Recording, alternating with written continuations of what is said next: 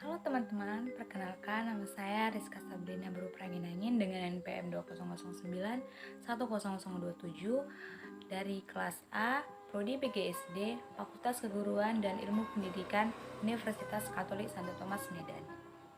Nah, teman-teman, di sini saya akan menjelaskan mengenai unsur intrinsik.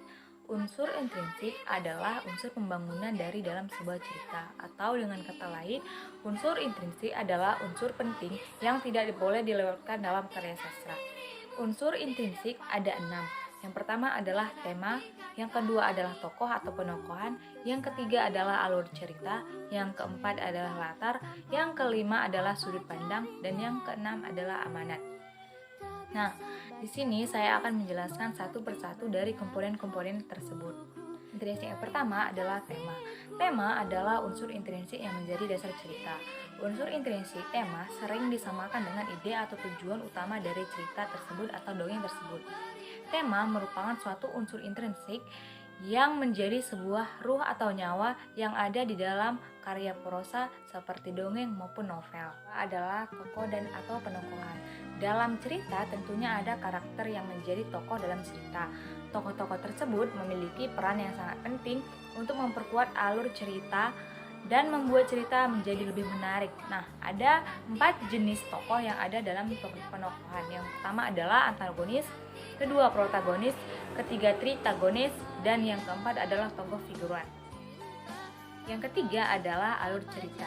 Pengertian alur cerita yaitu suatu pola pengembangan suatu cerita yang terbentuk oleh hubungan sebab akibat, sifatnya kronologis. Contohnya adalah alur dalam cerita antara lain alur maju, mundur, dan campuran. Yang keempat adalah latar.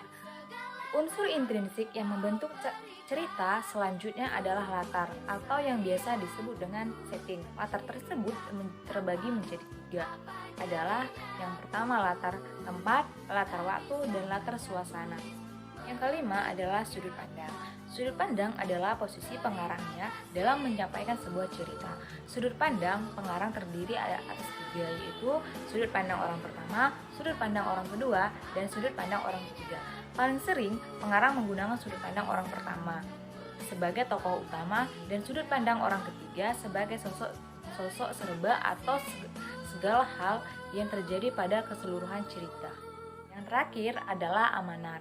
Amanat adalah pesan yang disampaikan pengarang kepada pembacanya. Umumnya, amanat dalam cerpen bersifat tersirat. Misalnya, tema cerita tentang perjuangan pahlawan akan berisi amanat tentang pertumbuhan sifat pantang menyerah dan semangat mempertahankan kemerdekaan. Nah, teman-teman, sekian dari penjelasan saya mengenai unsur-unsur intrinsik dalam sebuah cerita dongeng. Saya harap teman-teman dapat mengerti dari penjelasan yang telah saya paparkan. Jika ada kesalahan kata, mohon maaf. Saya ucapkan selamat pagi dan terima kasih.